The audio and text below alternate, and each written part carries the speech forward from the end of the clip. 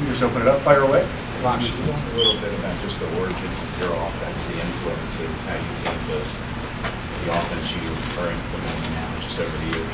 It's kind of, it's funny that you ask, because we're in the process of installing the system with the coaches. And well, the first day I met with the offensive staff, I kind of gave them the background on this offense. And you know, it's a combination of the one-back passing attack,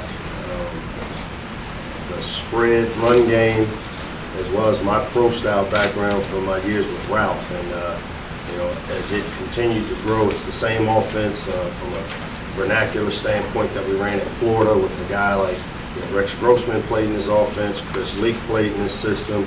At Illinois, you know, Tim Brasic, and then Juice Williams, and then obviously at New Mexico we had 2 or 3 different quarterbacks playing it that all had different skill sets. So, you know, that's why when I tell people that it's a multiple pro style, you know, when people hear spread, the first thing they think is, oh, you know, throwing the ball all over. Well, there's a lot of different ways to run spread mechanics.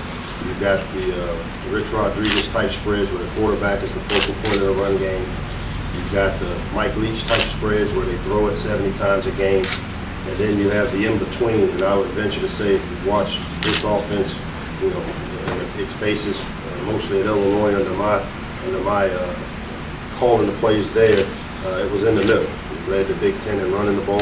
We had running backs like Pierre Thomas, Rashard Mendenhall, and a drop back quarterback, and then we progressed to a guy like Juice Williams, who by my last year at Illinois, he led the Big Ten in passing. So it's very multiple, very flexible, and the big key for me is to finding and evaluating the playmakers in our system, and then shaping it to do what our players allow us to do on offense. Mike, have you met with the? How much have you met with CJ and Danny, the quarterbacks yet? What are your impressions? You know, I've had academic meetings, obviously, and then they voluntarily have come up to talk to kind of get a basis of what we're doing on offense. So, you know, those guys stop in sometimes prior or after the dinner to just kind of, you know, sit down. We've got, you know, obviously as we're building our install tapes, they're coming in and watching them on their own. And if they have questions, then, you know, obviously they can come to me with questions. But, you know, right now we're not meeting with them per se, you know, mandatory-wise, but they're able to come in and if they have questions to ask, you know, I'm available. My family's not here yet, so I got a lot of time on my hands. Given Danny's injury, how difficult is it going to be to fully evaluate those guys in the spring? You know, my thing is you know, and I told both these guys, I haven't watched a lot of tape on either of them from last season or previous seasons, because I wanted to kind of have a blank slate when I go in and evaluate. You know, obviously Danny's a very talented quarterback, and you know, I think he's had some success here in both systems, whether it was, you know, 2 years ago, you know, in the West Coast pro-style stuff, and then last year he had some success in certain games in the spread system they run. And I think what you'll find is there's going to be a combination of both, but obviously I'm a guy that really believes in doing what your personnel allows you to do. And you know, we've got some tight ends and some fullbacks, and if you study our offense, we play under center, we play in a gun, you know, we run power plays, we run lead plays, we spread them out, we run zone read, we run zone read option. So, you know, a lot of that stuff will be predicated on our quarterback and what they're capable of executing, as well as who the playmakers are with our personnel. But were you able to step in and do some recruiting right when you arrived, and were you able to have any impact on this class that was just introduced? You know, the great thing about recruiting is that it's a team effort. You know, I think the staff did a tremendous job. I walked into the door and we had, I want to say 23 guys or 24 guys committed. For me, it was just a matter of assuring the offensive players that were committed, that we were committed to doing things on offense that would allow them to be the players that we recruit them to be. You know, I've been able to assist on a lot of things. You know, I got to give a lot of credit to the coaches that were here doing all the recruiting, that they kind of set the table for some of the guys that I've been able to assist and help with. Did some of the recruits have questions about the offensive players? You know, did they ask you about, hey, what kind of offense are you going to be running? Well, yeah, they all wanted to know. You know, especially the quarterbacks. You know, having 2 quarterbacks committed in this class. You know, those were my first 2 stops for the most part. was getting in front of them as quickly as I could to assure them that, hey, I've had a chance to watch them both, which I watched them both on film. They both are talented quarterbacks. They both have a skill set that I feel we can build some things around, and to assure them that we would do things that they're capable of executing on offense. Coach, offense. Not gonna get you on the ground, shoot it. Nothing here. Plans or just recruiting in general? Well, again, I think the ability to run the football is going to be something that we have to be able to do. Wes is as talented a running back, having coached in a lot of different places.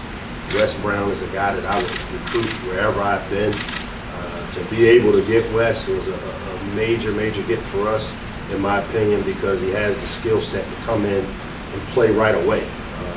He has the physical size. He's played in a program that develops players to be able to come in ready to play. Coming out of good counsel, I'd say he's as ready as any running back. Coming out of high school to be able to come in and compete for playing time. What can you say about the local talent and how big will it be for you if you're able to help kind of establish the pipeline for that talent? Well, I don't hide very often that I have an affinity for this area and the talent because wherever I've been, I've always recruited it. And I really believe that there is a lot of talent in this area. And most of the talent that you see here typically has a big upside. I've recruited the state of Texas quite a bit in my career. And the one thing about players from Texas, usually what you see is what you get. But I'm a big believer that in the D.C., Maryland, Virginia region, that a lot of the players come out and they still have a big upside. So I think this area is great for talent. I think that when you look back to the success we had in my prior stop here, if you look down the roster of the starters in the Orange Bowl, there were quite a few from this area that were starters, were major contributors. And I know Randy's committed to recruiting this area, having this be the nucleus of taking care of our home place first and then working outwards. Coming off the 2010 season, how do you sell some of that elite talent coming here that needs someone to really do something in? What do you say to them? I mean, what's the appeal for them? Well, I think the big thing is regardless of record, if you do studies in recruiting, which I'm a guy that likes to study it, the guy's still going to go to school, usually within a 3-hour to 4-hour radius of home. The second factor is usually playing time. And when you're coming from a 2-10 season, typically there will be some vacancies for early playing time because obviously you didn't get the job done, and that there will be great competition. And so, to me, those are the 2 to 3 things that generate it, and then it's just about relationships and being able to have a tie or find a connection to maybe get a player that you couldn't get coming off of a 2-10 season. For me, this isn't new. We've done some of this before at other places I've been where you've had to recruit coming off a losing season. It's tough, but you've got to put the work in and make sure you're going after the right kind of kids and doing things the right way. What's your goal for this spring in terms of installation and how much stuff you actually like to do? So, number one, identify who the playmakers are. You really have a good feel for what guys will have the ability to make plays for me. Number 2 would be to implement the base offense, which, for us, I'd say that's 70% of what we do will be our base stuff. And then 3 is to be able to improve at running the football and taking care of it and not turning it over. For me, you start off on the offensive side of the ball, you got to learn not to beat yourself. And that starts with not turning it over. That starts with being able to run the ball efficiently. So those are a lot of the things that we'll really focus on. There's been a lot of talk about whether or not Danny was going to transfer after this season. Have you talked to him about that? Was your higher answer to that question? Does he hear that? You hear those rumors. I mean, to me, I didn't address it because unless I heard it from him, I wouldn't address it. Everything I've talked to Danny about or CJ about is the things that we want to do on offense and how I plan on shaping the offense to fit what they're capable of executing. Like, I don't know how much you've been keeping up with the Tim Tebow bill legislation going on in Virginia, where homeschooled athletes can go to public schools and play sports there. But just as a grand scheme sort of question, have you ever recruited a homeschooled athlete, and how do you go about doing that? I can't say that I personally have recruited a guy that was strictly homeschool. I know there's been players that may have been homeschooled 9th grade, and I know there's a lot of paperwork involved with the NCAA in terms of, you know, if you're homeschooled, you better make sure you have every notebook, test, notes, all the information to show that the work was actually done. You know, it's no different than taking correspondence type courses where you have to show and prove to the NCAA that the work was actually done, graded, and but I haven't, can't say that I've recruited a ton of guys that have been homeschooled throughout their high school careers. How much of a challenge has it been, or will it be, to get the guys who are already on the roster to buy in? Because it seems like that was one of the problems at the end of last season, when so many players were frustrated, guys were leaving. Did you have to sort of re-recruit guys already on the roster? Well, there's no doubt, and that's not even just because of the type of season.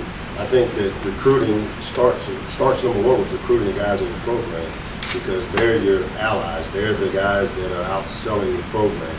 And you know, having gone through some of what we're going through now at a prior stop, change is tough. And you know, if you look at any place where there's been change at the head coach, there's typically a little fall off that takes place. I mean, I can use my time at Florida as an example, that we had built a pretty good team when we got let go. A great coach came in Urban. They struggled year one with Urban. They had some attrition, they had some turnover, and then the second year it came back pretty good. They won the national championship. So to me, change is tough, especially on 18 to 22-year-olds. But our players have been resilient. I know the coach has made some necessary changes within the program to make it better. And I think, you know, the more we're around our guys and the more that we're recruiting them, and it starts with relationships. And I can't emphasize that enough, that, you know, the relationships you have with your players are what makes them go out and play hard for you. And I know Coach and us as a staff are committed to developing those relationships.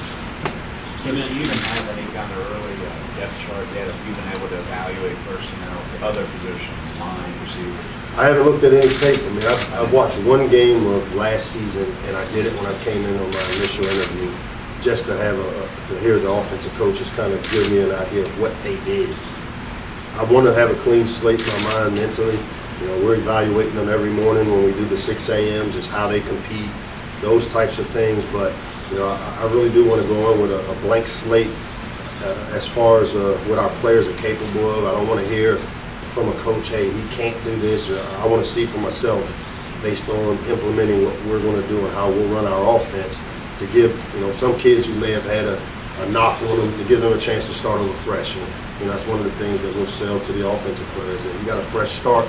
We're doing things this way. Here's your opportunity to restart yourself and maybe change some of the opinions that we may have had on them as coaches. Which game was it? That was the Clemson game. Does this situation that you've stepped into right now remind you of where you stepped into situations at any other stops along the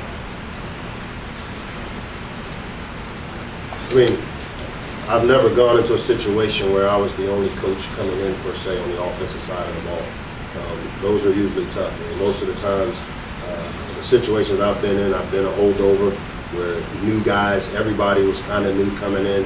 So this is different for me in that, being the only guy coming in on the offensive end, implementing a system with some guys that may have done things a different way last year. That's been a challenge, but from the standpoint of terminology, I'm very conscientious of this will be the third coordinator for some of these guys in 3 years. So I've tried to make sure that if I had to do any relearning to put my system in, or changing verbiage that I usually call to keep it the same for the players, then I'll put the pressure on myself to learn the new verbiage. So that part of it has been a little different, a little more challenging. Your reputation as a recruiter obviously precedes you, but are you eager to show Maryland fans what you can do as a play caller? I mean, you know, I think being a complete coach is recruiting, the X's and O's, and then also being able to communicate. You know, I'm anxious to get started again and have a clean start here myself. You know, obviously I had a rough time there in New Mexico, and for me to be able to come home and coach at a place that I've always loved and admired, you know, it's great for me and it's great for my family. Do you feel like you put all that other, I'll just call it stuff, behind you. Yeah, go ahead, call it what you call it. Go ahead, let's hear it. What do you want to call it? Stuff. Stuff. Yeah, you know. I think I've called it baggage. Yeah, exactly. It's a new start for me, you know, and I've alluded to this before, you know, if all the so-called baggage or stuff were true, it'd be pretty hard for any place to hire me if you believed or if the things that were written happened. It'd be tough to really have a job. And so, you know, I would hope that we're in the common sense era to where if you use common sense and good judgment on the stuff, that if any of the things were true, I wouldn't have collected every penny from the University of New Mexico. It'd probably be tough for Maryland to hire a guy that did any of the things that allegedly I did. So, yeah, I'm glad that the stuff is behind me. Do you feel that this is just the perfect opportunity for you to help show people that it's behind you, I guess? No, I mean, again, I'm not into trying to prove or discount things that are written, because the people that have known Mike Locksley for 23 years of my coaching, it'd be tough for them to believe a lot of the stuff that's been written or said. I had a lot of options prior to just coming to Maryland, per se, and we came here because as a family we thought this was the best situation for us. I was excited about coming to work with Randy. I was excited about being able to run an offense. Again, you know, you're a head coach. You know, I called the plays maybe 6 games in my 2 years, 4 games as a head coach. So you give up a lot of the day-to-day stuff that goes along with it. And for me, it's a welcome to be back to having the relationships with the quarterbacks and the offense, implementing, installing, calling plays. That's what coaching's about. You know, when you get into that big chair, it's a lot of things off the field that you have to deal with and take away from just the pure football part of it. So I'm excited about the pure football part of it. You guys have come close on some big prospects, even just getting close to being in the running with the likes of Florida, Ohio State, the titans of recruiting in college football. What does that say about this program and the ability you guys have to possibly make some big passes? Well, close ain't good enough, obviously. I mean, in recruiting, close doesn't help the program. But I think we've done a great job, and again, I give a lot of credit to the staff. They had, like I said, 23 or 24 guys committed prior to me coming in. And I've had a chance to watch on the offensive side of the ball, the players that we've got committed. I'm excited about this class. I think this is a very talented class, maybe even a little underrated, but you know, I know this, our staff done a great job in the process we have in place for being able to evaluate players. We've got some really good talent coming in, and I think the future's bright.